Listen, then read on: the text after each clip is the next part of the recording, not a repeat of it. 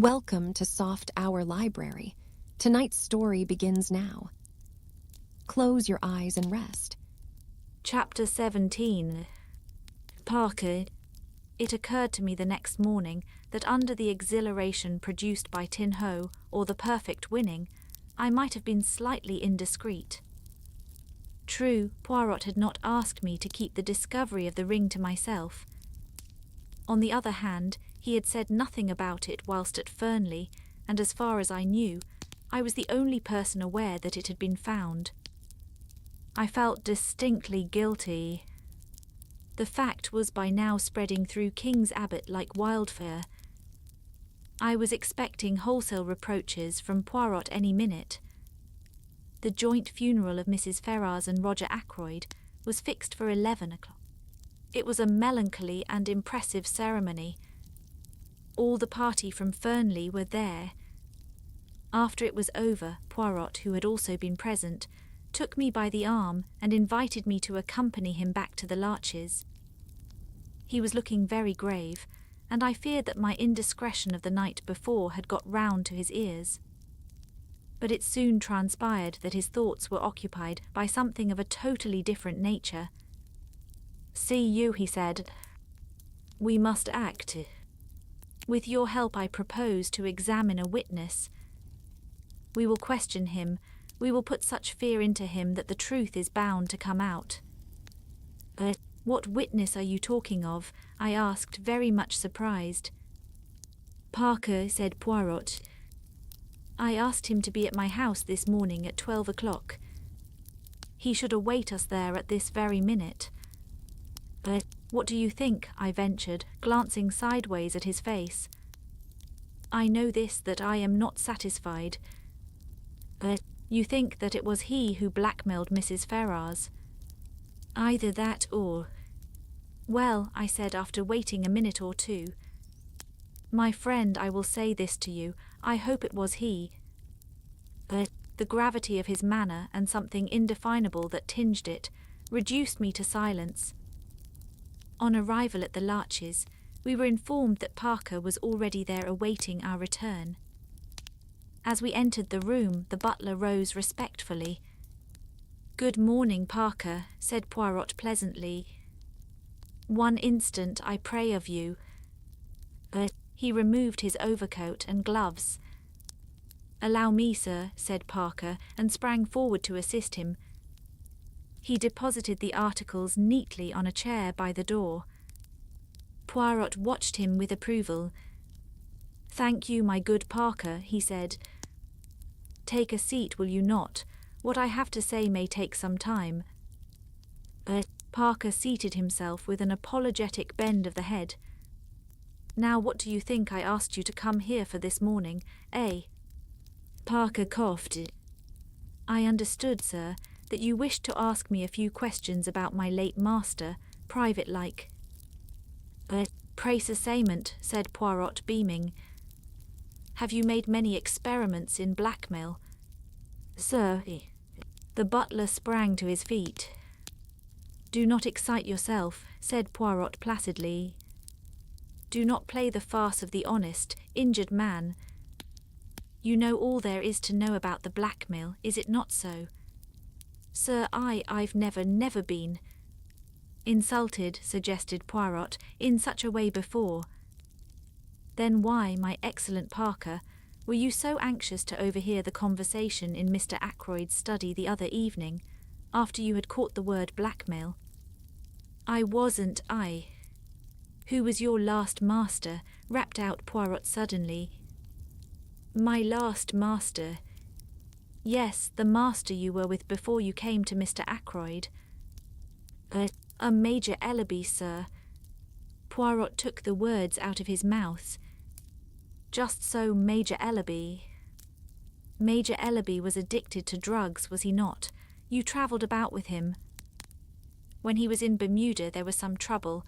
A man was killed. Major Ellaby was partly responsible. It was hushed up. But you knew about it. How much did Major Ellaby pay you to keep your mouth shut?" Parker was staring at him open-mouthed.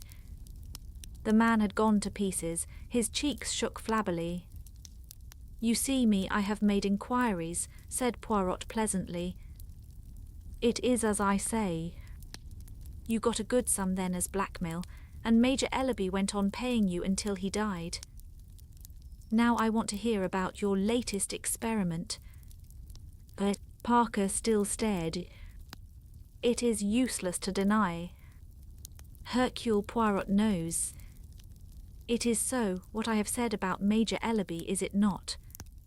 As though against his will, Parker nodded reluctantly once. His face was ashen pale. "But I never hurt a hair of Mr. Ackroyd's head," he moaned. "Honest to God, sir, I did. I've been afraid of this coming all the time. And I tell you I didn't kill him." His voice rose almost to a scream. "I am inclined to believe you, my friend," said Poirot. "You have not the nerve, the courage. But I must have the truth. I'll tell you anything, sir, anything you want to know. It's true that I tried to listen that night. A word or two I heard made me curious. And Mr. Ackroyd's wanting not to be disturbed, and shutting himself up with the doctor the way he did. It's God's own truth, what I told the police. I heard the word blackmail, sir, and well..." He paused. "You thought there might be something in it for you," suggested Poirot smoothly. Well, yes, I did, sir. I thought that if Mr. Ackroyd was being blackmailed, why shouldn't I have a share of the pickings?" A very curious expression passed over Poirot's face. He leaned forward. "Had you any reason to suppose before that night that Mr. Ackroyd was being blackmailed?"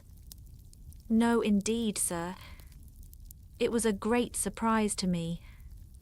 Such a regular gentleman in all his habits. How much did you overhear?" "Not very much, sir. There seemed what I might call a spite against me.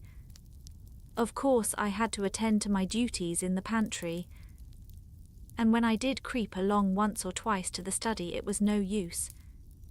The first time Dr. Shepherd came out and almost caught me in the act, and another time Mr. Raymond passed me in the big hall and went that way, so I knew it was no use.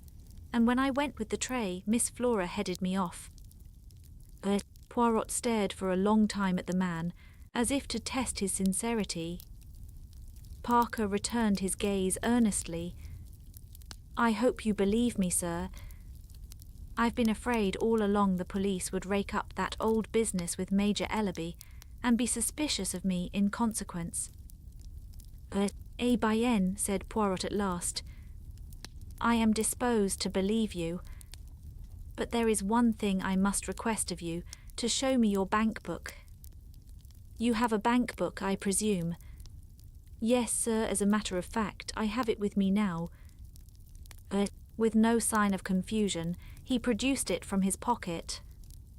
Poirot took the slim, green-covered book and perused the entries. "Ah, I perceive you have purchased £500 of National Savings Certificates this year." "Yes, sir. I have already over £1,000 saved, the result of my connection with my late master, Major Ellaby.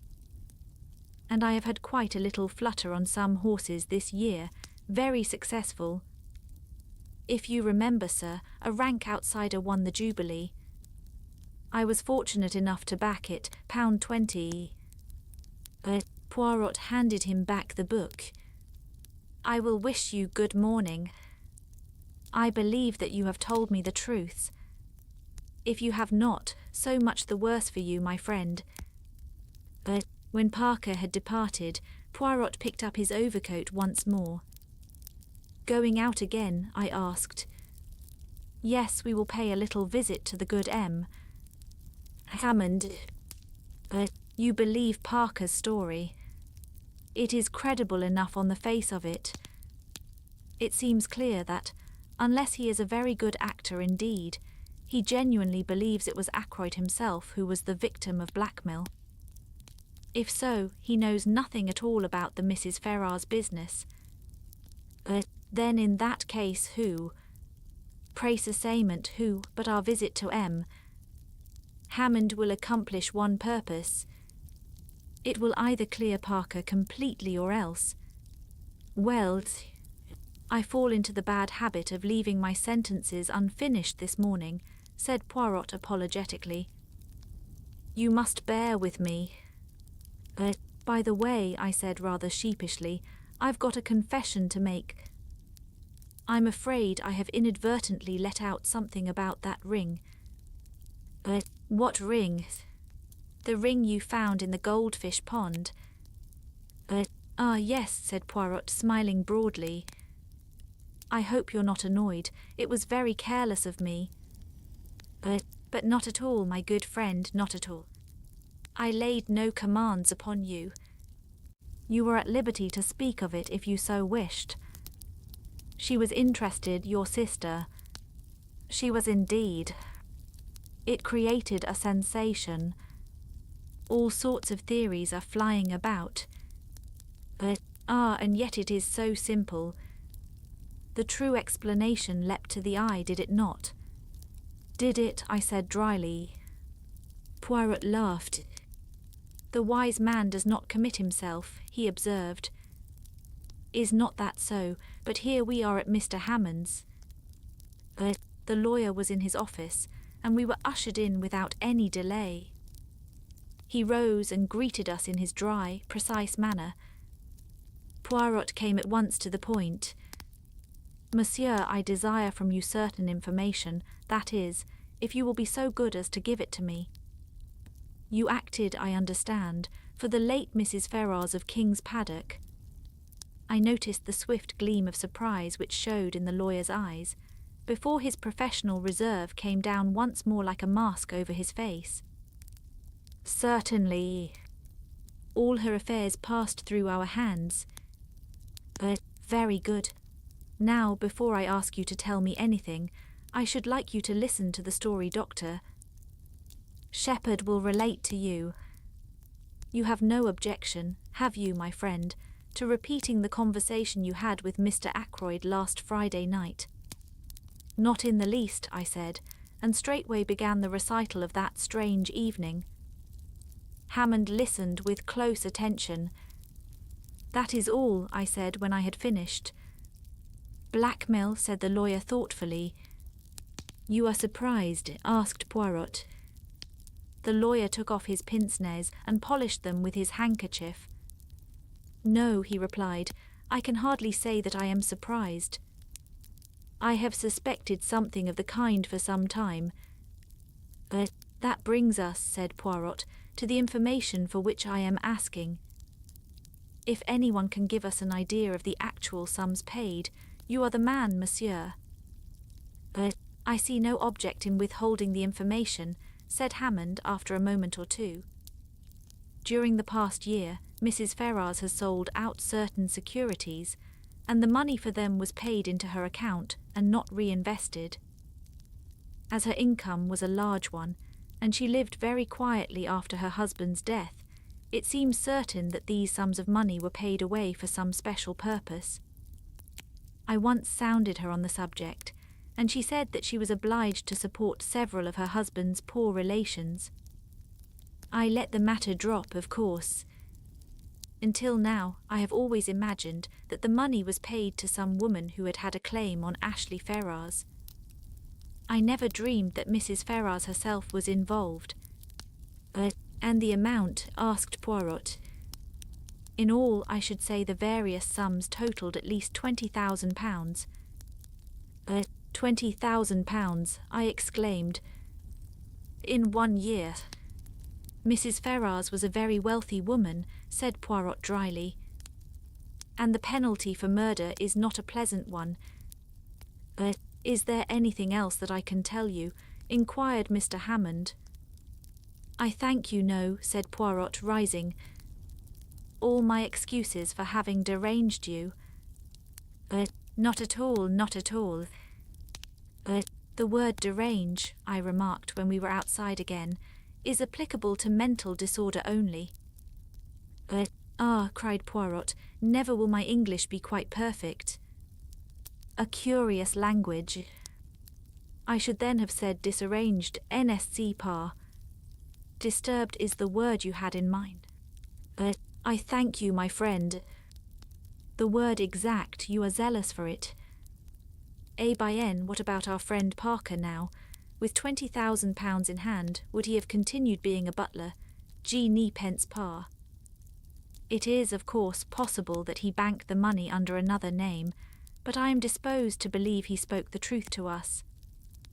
If he is a scoundrel, he is a scoundrel on a mean scale. He has not the big ideas. That leaves us as a possibility Raymond or, well, Major Blunt.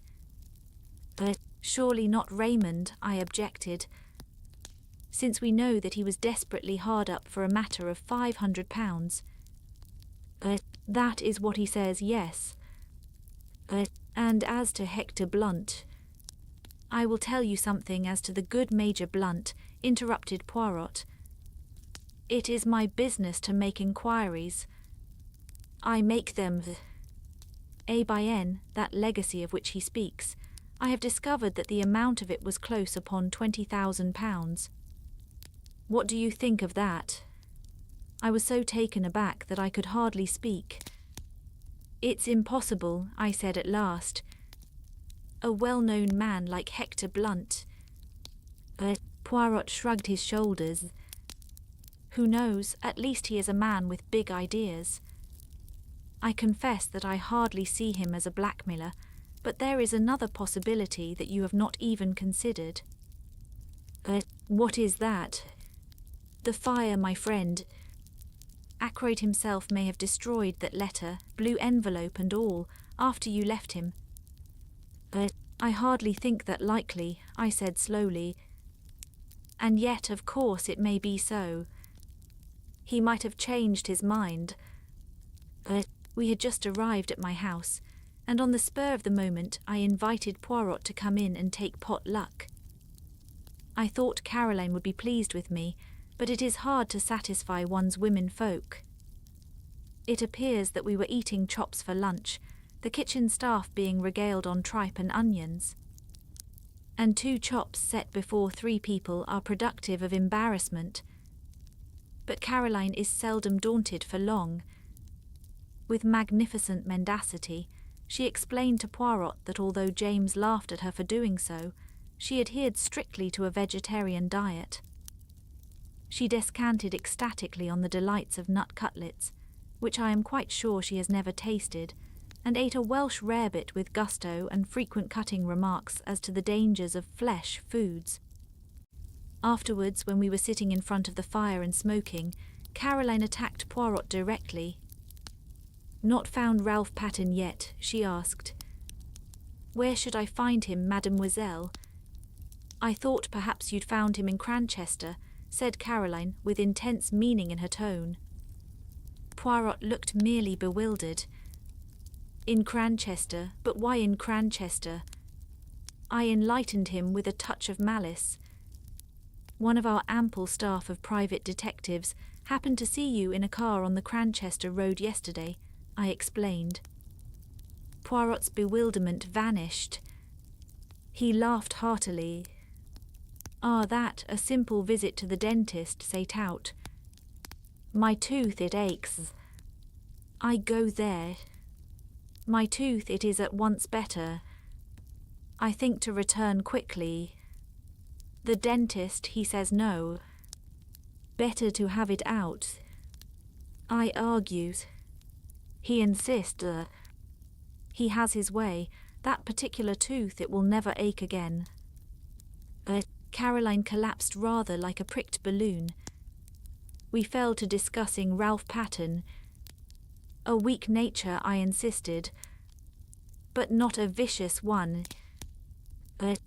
Said Poirot. But weakness, where does it end? Exactly, said Caroline. Take James here, weak as water, if I weren't about to look after him.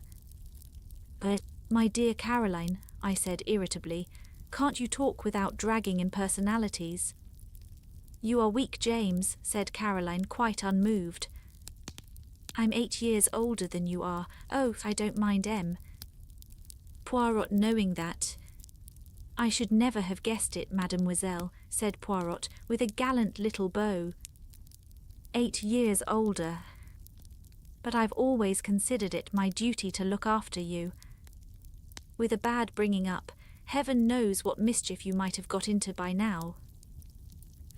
I might have married a beautiful adventuress, I murmured, gazing at the ceiling and blowing smoke rings. Adventuress, said Caroline with a snort. If we are talking of adventuresses. She left the sentence unfinished. Well, I said with some curiosity. Nothing. But I can think of someone not 100 miles away. Then she turned to Poirot suddenly. James sticks to it that you believe someone in the house committed the murder. All I can say is you're wrong. I should not like to be wrong, said Poirot. It is not, how do you say, my métier. I've got the facts pretty clearly, continued Caroline, taking no notice of Poirot's remark, from James and others. As far as I can see of the people in the house, only 2 could have had the chance of doing it. Ralph Patten and Flora Ackroyd. My dear Caroline. Now, James, don't interrupt me. I know what I'm talking about. Parker met her outside the door, didn't he? He didn't hear her uncle saying good night to her. She could have killed him then and there. Caroline. I'm not saying she did, James. I'm saying she could have done. As a matter of fact, though Flora is like all these young girls nowadays, with no veneration for their betters and thinking they know best on every subject under the sun, I don't for a minute believe she'd kill even a chicken. But there it is. Mr. Raymond and Major Blunt have alibis. Mrs. Ackroyd's got an alibi. Even that Russell woman seems to have one, and a good job for her it is she has. Who is left? Only Ralph and Flora, and say what you will, I don't believe Ralph Patten is a murderer.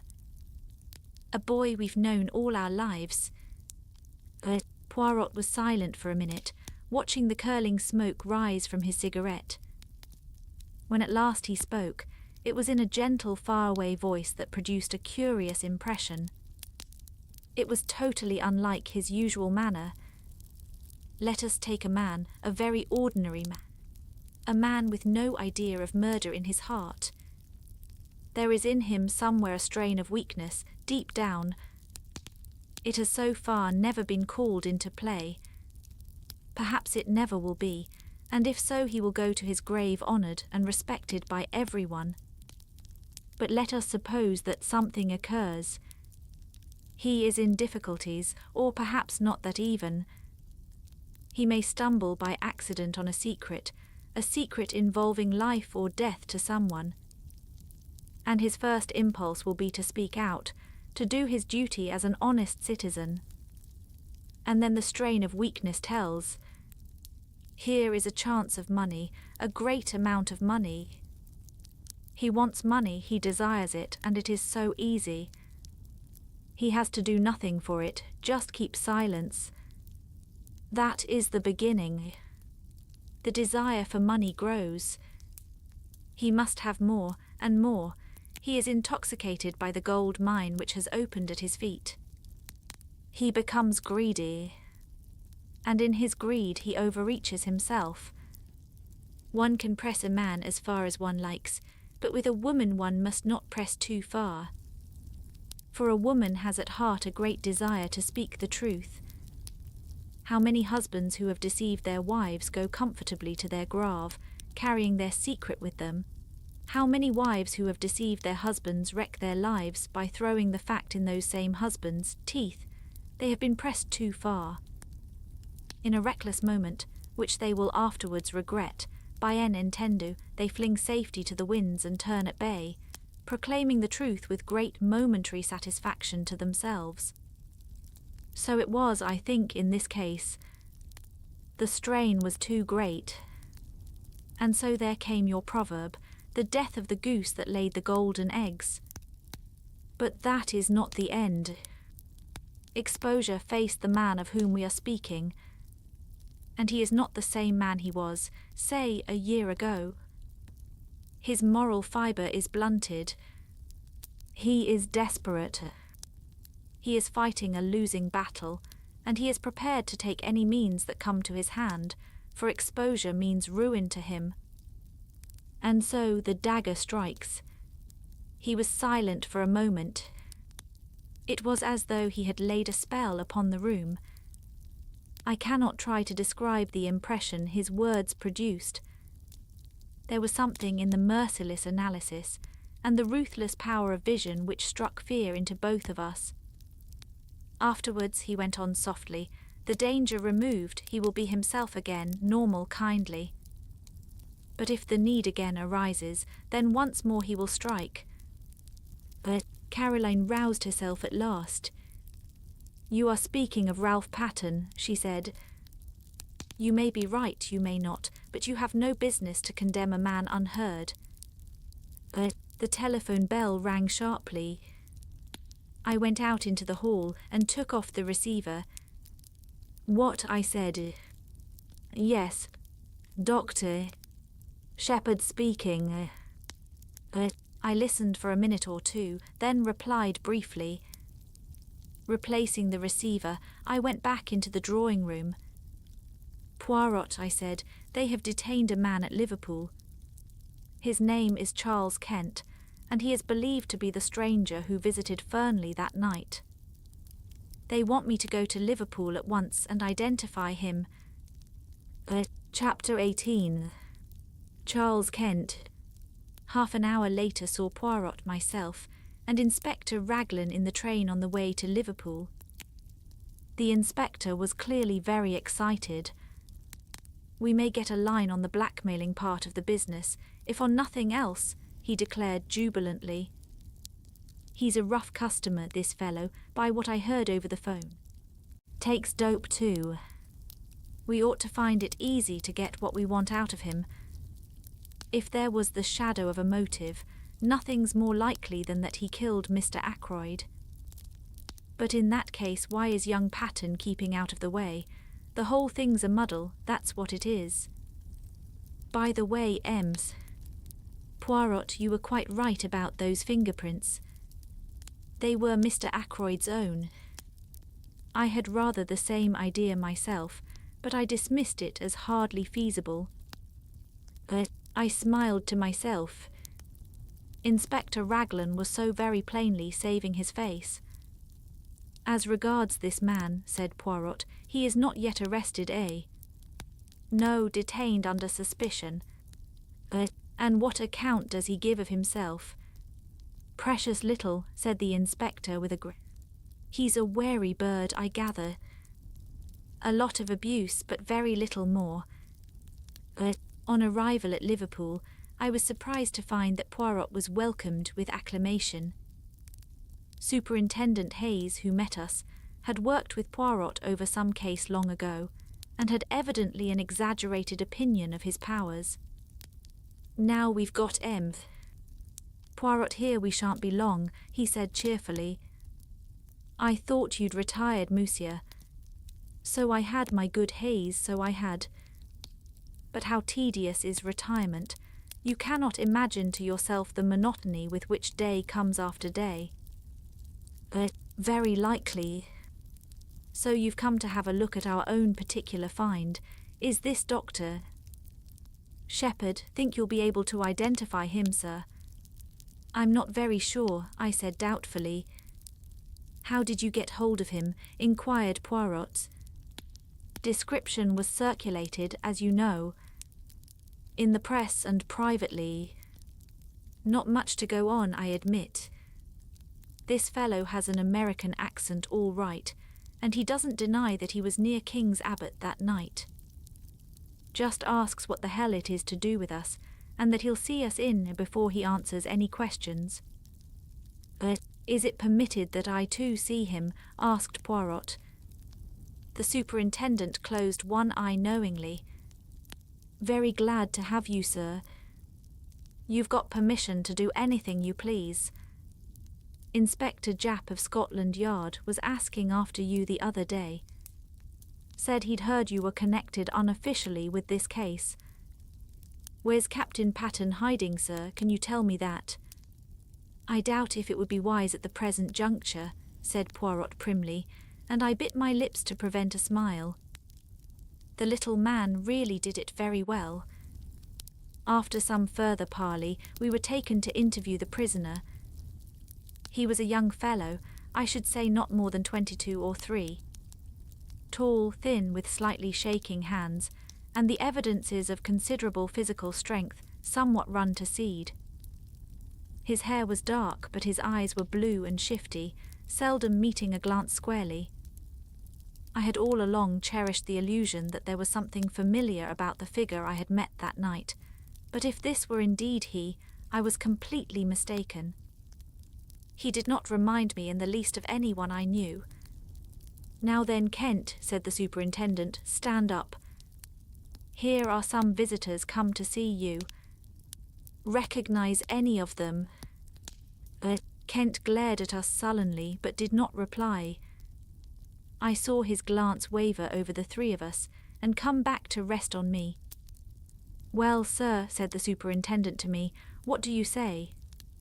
The height's the same, I said, and as far as general appearance goes it might well be the man in question. Beyond that I couldn't go.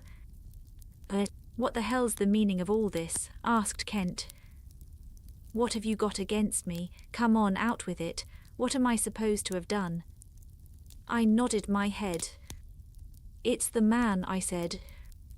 I recognize the voice. Recognize my voice, do you? Where do you think you heard it before? On Friday evening last, outside the gates of Fernley Park. You asked me the way there. I did I? Do you admit it? Asked the inspector. I don't admit anything. Not till I know what you've got on me.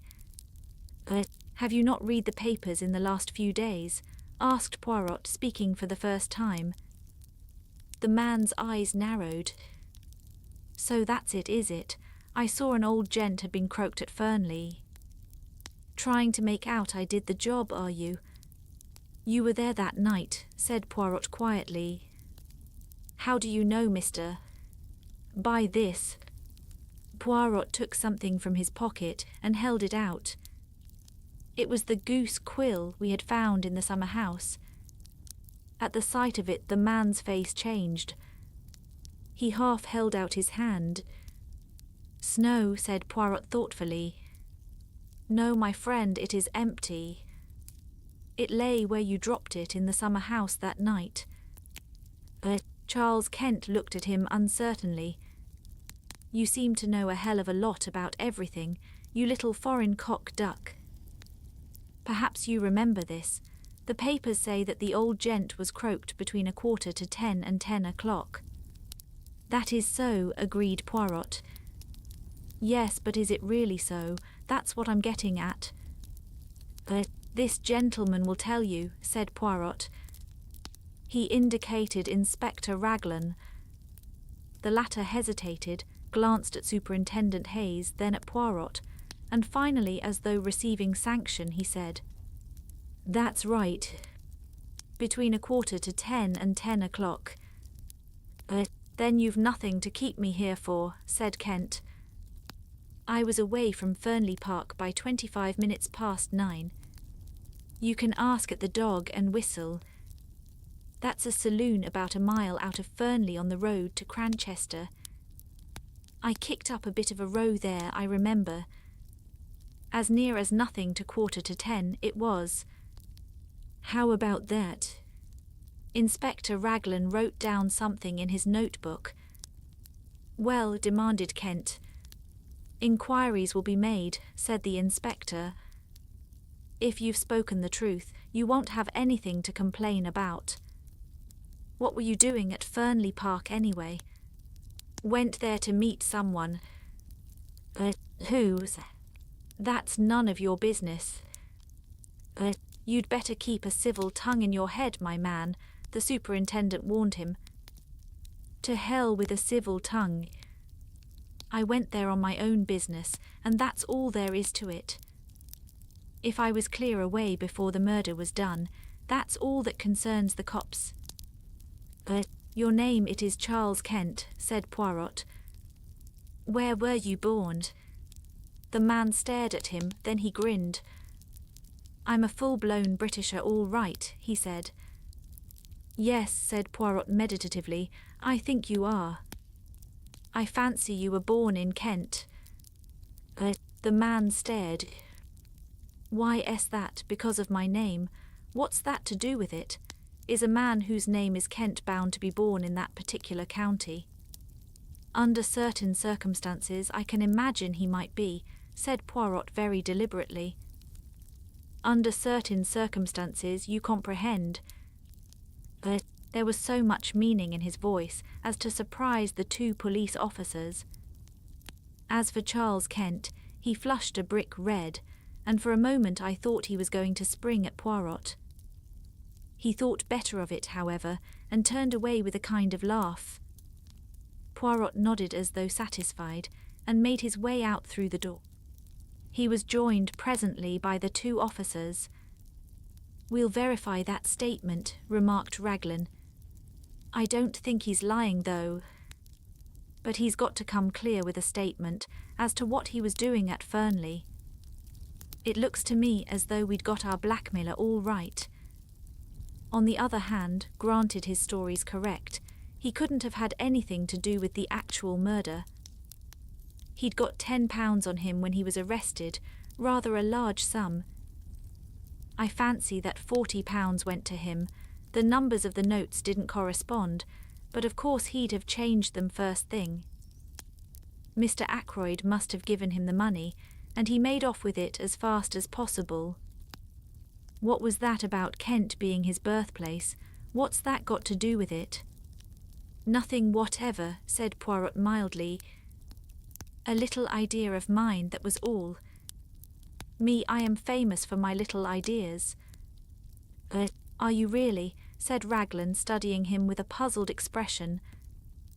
The superintendent went into a roar of laughter. Many's the time I've heard Inspector Japp say that. Poirot and his little ideas. Too fanciful for me, he'd say, but always something in them. You mock yourself at me, said Poirot, smiling, but never mind. The old ones they laugh last sometimes, when the young, clever ones do not laugh at all. And nodding his head at them in a sage manner, he walked out into the street. He and I lunched together at an hotel. I know now that the whole thing lay clearly unravelled before him. He had got the last thread, he needed to lead him to the truth. But at the time I had no suspicion of the fact. I overestimated his general self-confidence, and I took it for granted that the things which puzzled me must be equally puzzling to him. My chief puzzle was what the man Charles Kent could have been doing at Fernley.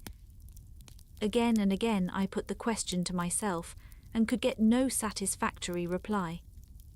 At last I ventured a tentative query to Poirot. His reply was immediate. Mon ami, I do not think Really, I said incredulously. Yes, indeed.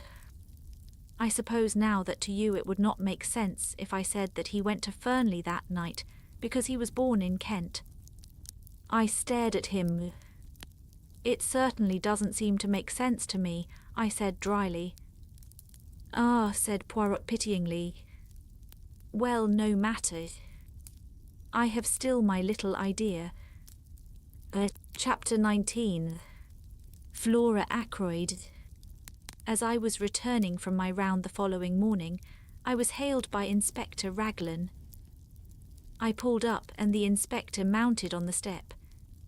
Good morning, Doctor. Shepherd, he said. Well, that alibi is all right enough. Charles Kent S. Charles Kent's. The barmaid at the Dog and Whistle, Sally Jones, she remembers him perfectly.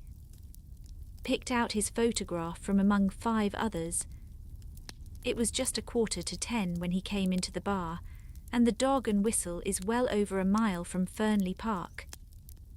The girl mentions that he had a lot of money on him. She saw him take a handful of notes out of his pocket. Rather surprised her, it did, seeing the class of fellow he was, with a pair of boots clean dropping off him. That's where that £40 went right enough. But the man still refuses to give an account of his visit to Fernley. Obstinate as a mule he is.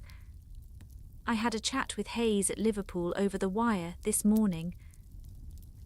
Hercule Poirot says he knows the reason the man went there that night, I observed. Does he? Cried the inspector eagerly. Yes, I said maliciously. He says he went there because he was born in Kent. I felt a distinct pleasure in passing on my own discomfiture. Raglan stared at me for a moment or two uncomprehendingly. Then a grin overspread his weaselly countenance, and he tapped his forehead significantly. Bit gone here, he said. I've thought so for some time. Poor old chap, so that's why he had to give up and come down here. In the family, very likely. He's got a nephew who's quite off his crumpet. Poirot has, I said, very surprised. Yes. Hasn't he ever mentioned him to you? Quite docile, I believe, and all that, but mad as a hatter, poor lad. Who told you that? Again a grin showed itself on Inspector Raglan's face. Your sister, Miss Shepherd, she told me all about it. Really, Caroline is amazing. She never rests until she knows the last details of everybody's family secrets. Unfortunately, I have never been able to instill into her the decency of keeping them to herself. Jump in, Inspector, I said, opening the door of the car. We'll go up to the Larches together and acquaint our Belgian friend with the latest news. Might as well, I suppose. After all, even if he is a bit balmy, it was a useful tip he gave me about those fingerprints. He's got a bee in his bonnet about the man Kent, but who knows, there may be something useful behind it. Poirot received us with his usual smiling courtesy. He listened to the information we had brought him, nodding his head now and then. Seems quite okay, doesn't it? Said the inspector rather gloomily. A chap can't be murdering someone in one place when he's drinking in the bar in another place, a mile away. Are you going to release him? Don't see what else we can do. We can't very well hold him for obtaining money on false pretences. Can't prove a ruddy thing. The inspector tossed a match into the grate in a disgruntled fashion. Poirot retrieved it and put it neatly in a little receptacle designed for the purpose. His action was purely mechanical. I could see that his thoughts were on something very different. If I were you, he said at last, I should not release the man Charles Kent yet. What do you mean? Raglan stared at him. What I say. I should not release him yet. You don't think he can have had anything to do with the murder, do you? I think probably not, but one cannot be certain yet. But haven't I just told you?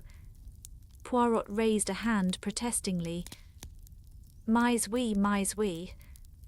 I heard. I am not deaf nor stupid, thank the good God. But see you approach the matter from the wrong premises is not that the word. The inspector stared at him heavily. I don't see how you make that out.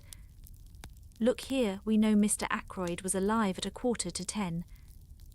You admit that, don't you? Poirot looked at him for a moment, then shook his head with a quick smile. I admit nothing that is not proved.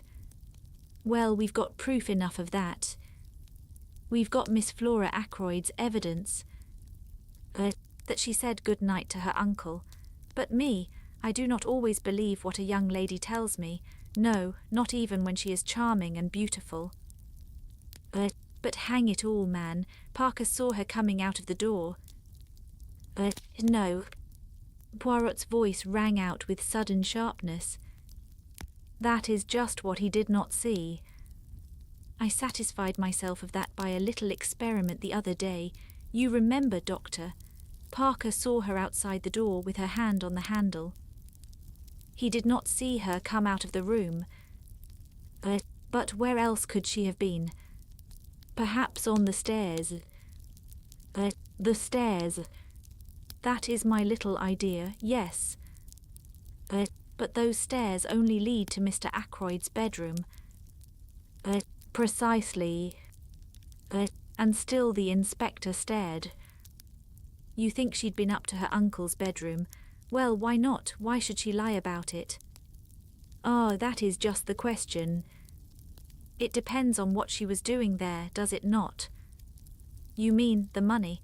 Hang it all, you don't suggest that it was Miss Ackroyd who took that £40. I suggest nothing, said Poirot. But I will remind you of this. Life was not very easy for that mother and daughter. There were bills, there was constant trouble over small sums of money. Roger Ackroyd was a peculiar man over money matters. The girl might be at her wit's end for a comparatively small sum. Figure to yourself then what happens. She has taken the money, she descends the little staircase. When she is halfway down, she hears the chink of glass from the hall. She has not a doubt of what it is, Parker coming to the study. At all costs she must not be found on the stairs. Parker will not forget it, he will think it odd. If the money is missed, Parker is sure to remember having seen her come down those stairs. She has just time to rush down to the study door, with her hand on the handle to show that she has just come out, when Parker appears in the doorway. She says the first thing that comes into her head, a repetition of Roger Ackroyd's orders earlier in the evening, and then goes upstairs to her own room. Yes, but later, persisted the inspector, she must have realised the vital importance of speaking the truth. Why, the whole case hinges on it. Afterwards, said Poirot dryly, it was a little difficult for Mademoiselle Flora. She is told simply that the police are here and that there has been a robbery. Naturally, she jumps to the conclusion that the theft of the money has been discovered. Her one idea is to stick to her story. When she learns that her uncle is dead, she is panic-stricken. Young women do not faint nowadays, monsieur, without considerable provocation. By N, there it is. She is bound to stick to her story, or else confess everything. And a young and pretty girl does not like to admit that she is a thief, especially before those whose esteem she is anxious to retain. Raglan brought his fist down with a thump on the table. I'll not believe it, he said. It's not credible. And you've known this all along. The possibility has been in my mind from the first, admitted Poirot. I was always convinced that Mademoiselle Flora was hiding something from us. To satisfy myself, I made the little experiment I told you of. Doctor, Shepherd accompanied me. A test for Parker, you said it was, I remarked bitterly. Mon ami, said Poirot apologetically. As I told you at the time, one must say something. The inspector rose. There's only one thing for it, he declared. We must tackle the young lady right away. You'll come up to Fernley with me, Ems. Poirot. Certainly. Doctor. Shepherd will drive us up in his car. I acquiesced willingly. On inquiry for Miss Ackroyd, we were shown into the billiard room. Flora and Major Hector Blunt were sitting on the long window seat. Good morning, Miss Ackroyd, said the inspector. Can we have a word or two alone with you? Blunt got up at once and moved to the door.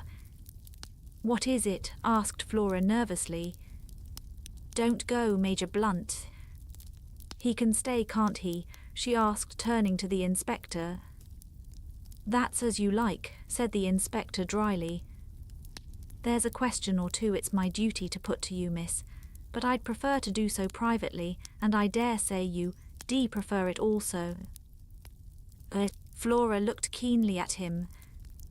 I saw her face grow whiter. Then she turned and spoke to Blunt. "I want you to stay, please. Yes, I mean it. Whatever the inspector has to say to me, I'd rather you heard it." Raglan shrugged his shoulders. "Well, if you will have it so, that's all there is to it. Now, Miss Ackroyd, Poirot here has made a certain suggestion to me. He suggests that you weren't in the study at all last Friday night, that you never saw Mr. Ackroyd to say good night to him, that instead of being in the study you were on the stairs leading down from your uncle's bedroom when you heard Parker coming across the hall." Flora's gaze shifted to Poirot. He nodded back at her. "Mademoiselle, the other day, when we sat round the table, I implored you to be frank with me. What one does not tell to Papa Poirot he finds out. It was that, was it not? See, I will make it easy for you. You took the money, did you not?" "The money," said Blunt sharply. There was a silence which lasted for at least a minute. Then Flora drew herself up and spoke. Poirot is right. I took that money. I stole. I am a thief, yes, a common, vulgar little thief. Now you know, I am glad it has come out. It's been a nightmare these last few days." She sat down suddenly and buried her face in her hands. She spoke huskily through her fingers. "You don't know what my life has been since I came here. Wanting things, scheming for them, lying, cheating, running up bills, promising to pay. Oh, I hate myself when I think of it all. That's what brought us together, Ralph and I. We were both weak, I understood him, and I was sorry, because I'm the same underneath. We're not strong enough to stand alone, either of us. We're weak, miserable, despicable things." She looked at Blunt and suddenly stamped her foot. "Why do you look at me like that, as though you couldn't believe? I may be a thief, but at any rate I'm real now. I'm not lying any more. I'm not pretending to be the kind of girl you like, young and innocent and simple. I don't care if you never want to see me again. I hate myself, despise myself, but you've got to believe one thing. If speaking the truth would have made things better for Ralph, I would have spoken out. But I've seen all along that it wouldn't be better for Ralph. It makes the case against him blacker than ever. I was not doing him any harm by sticking to my lie." Ralph, said Blunt. "I see always Ralph." "You don't understand," said Flora hopelessly. "You never will." She turned to the inspector. "I admit everything. I was at my wits' end for money. I never saw my uncle that evening after he left the dinner table. As to the money, you can take what steps you please. Nothing could be worse than it is now." Suddenly she broke down again, hid her face in her hands, and rushed from the room. "Well," said the inspector in a flat tone, "so that's that." He seemed rather at a loss what to do next.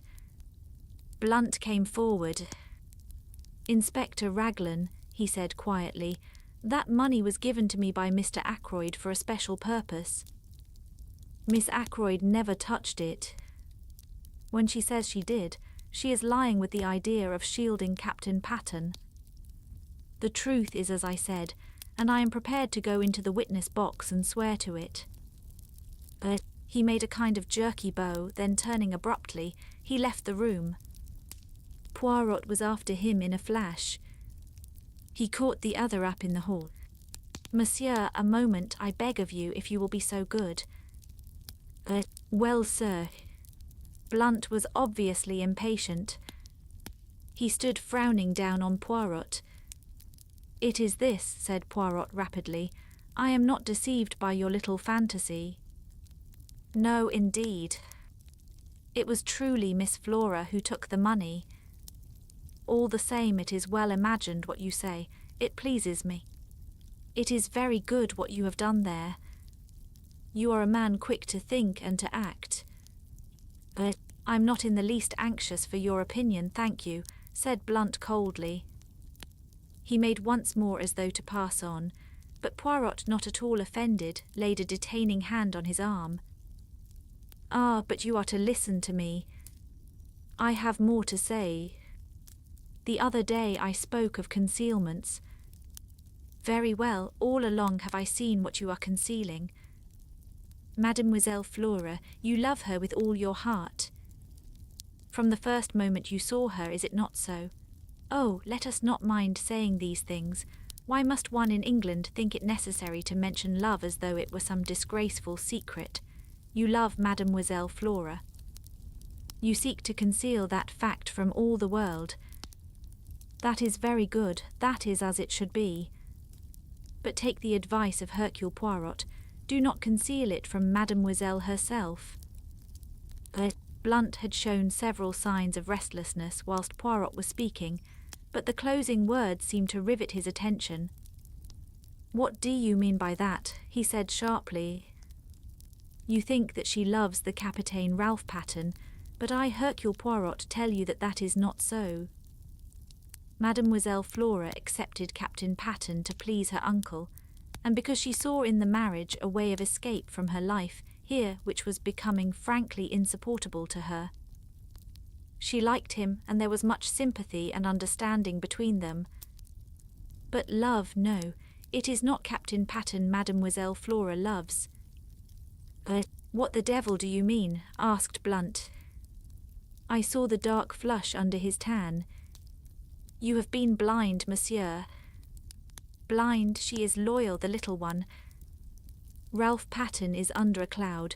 She is bound in honour to stick by him. I felt it was time I put in a word to help on the good work. My sister told me the other night," I said encouragingly, "that Flora had never cared a penny piece for Ralph Pattern and never would. My sister is always right about these things." Blunt ignored my well-meant efforts. He spoke to Poirot. "Do you really think—" he began and stopped. He is one of those inarticulate men who find it hard to put things into words. Poirot knows no such disability. If you doubt me, ask her yourself, monsieur. But perhaps you no longer care to, the affair of the money." Blunt gave a sound like an angry laugh. "Think I'd hold that against her? Roger was always a queer chap about money. She got in a mess and didn't dare tell him. Poor kid. Poor lonely kid." Poirot looked thoughtfully at the side door. "Mademoiselle Flora went into the garden, I think," he murmured. "I've been every kind of a fool," said Blunt abruptly. "Rum conversation we've been having. Like one of those Danish plays. But you're a sound fellow, M. Poirot. Thank you." He took Poirot's hand and gave it a grip which caused the other to wince in anguish. Then he strode to the side door and passed out into the garden. "Not every kind of a fool," murmured Poirot, tenderly nursing the injured member. "Only one kind, the fool in love.